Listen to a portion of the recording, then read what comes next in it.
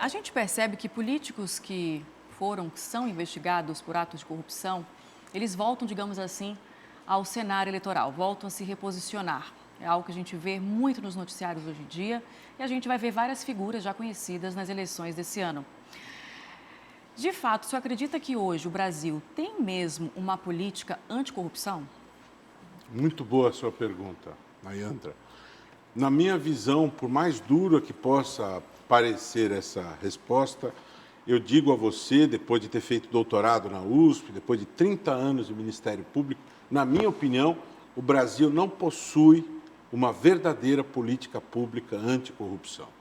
Existem, vez por outra, algumas iniciativas isoladas e retrocessos. Nós estamos vivendo uma época de profundos retrocessos. Em 2021, tivemos um esmagamento da lei de improbidade, ela foi destruída na Câmara, o que foi aprovado ali, a lei 14.230, destrói a lei de improbidade, a lei da ficha limpa também sofreu retrocessos. Recentemente, o PDT tentou, no Supremo, descaracterizar totalmente a lei da ficha limpa, mas, felizmente, o Supremo manteve uma interpretação de 10 anos antes, foi uma vitória da sociedade, mas o Brasil não tem uma política pública de combate à corrupção, infelizmente, né? Potências jurídicas europeias têm uma política pública, nós não temos, nós precisaríamos construir isso.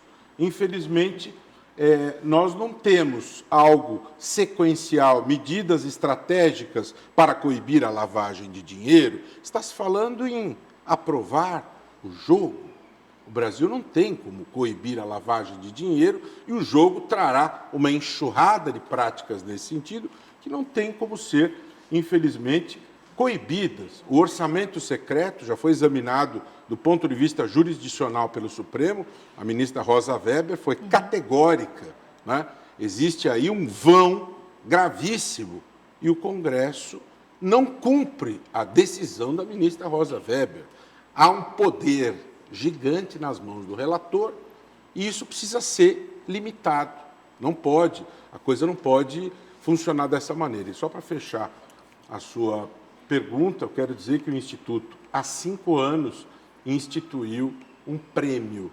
E esse prêmio é uma oportunidade que se concedeu inicialmente, desde sempre, e essa é a ideia central, aos alunos de graduação e pós-graduação para apresentarem ideias inovadoras, criativas e disruptivas para melhorar o combate à corrupção no Brasil. É o Prêmio Não Aceito Corrupção.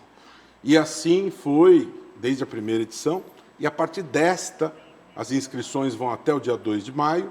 Também há a categoria jornalismo investigativo para matérias que desvendam esquemas de corrupção, e também a categoria para governança íntegra das empresas que têm bons exemplos de governança íntegra e com isso contribuem para o combate à corrupção. É a nossa contribuição para trazer boas ideias no mundo empresarial, no mundo do jornalismo investigativo e no mundo acadêmico, com ideias de estudantes de direito, de economia, de administração, de engenharia que contribuam para o combate à corrupção.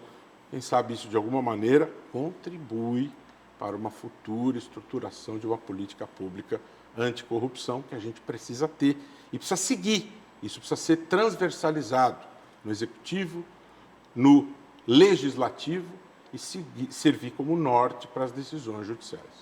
É interessante porque a Nayandra acaba levantando para a gente um aspecto que é fundamental e se a gente seguir nessa linha, vamos mais uma vez esbarrar na educação. Sim. É óbvio que se não há um mecanismo eficiente de combate à corrupção, apesar de toda a luta que se tem nesse país pela transparência ainda, como o senhor mesmo afirmou, distante do ideal, obviamente a gente precisa de uma transformação maior. Sim. Enquanto que se precisa de transformação maior, temos os mesmos nomes, as mesmas lideranças e pouca renovação, principalmente no Congresso Nacional. Eu ia até complementar, Amaral, que a Nayandra deixa essa pergunta, a gente tem uma política anticorrupção e o doutor Roberto fala, né, muito claramente do porquê não temos, E por um outro lado, num outro contexto de política, eu acho que a gente tem uma coisa muito pior, que é a política pró-corrupção. Porque você consegue encontrar pequenos isolados que talvez não tenham... Permita, Dani. Institucionalizado. Por que não consegue temos? se sustentar se Por você que não não fizer, né? temos? O Latino Barômetro, que é o principal organismo na América Latina que observa números sociais, econômicos e políticos, segundo o último informe, para 93 dos brasileiros, os detentores do poder usam-no em alto benefício. Então, a lei é feita para beneficiar os próprios detentores. Então, a lei de improbidade, ela é esmagada. Então, não se faz lei para punir a corrupção com eficiência. Então, fica difícil dessa maneira. É muito complicado. Nós podíamos fazer um debate inteiro aqui. Sim. Eu ia apontar as aberrações contidas nessa nova lei de improbidade. É muito grave.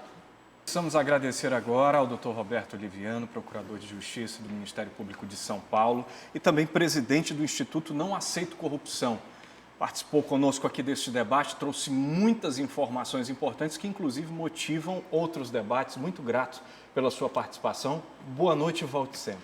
Fiquei muito feliz em participar aqui com vocês. Foi muito rica essa conversa. Quero convidar a todos e todas que nos assistiram a me seguir lá no Instagram, no Roberto Liviano Oficial, e a participar do terceiro prêmio Não Aceito Corrupção, www.premionãoaceitocorrupção.com.br. Leve lá a sua ideia para melhorar o combate à corrupção no Brasil. Esperamos você.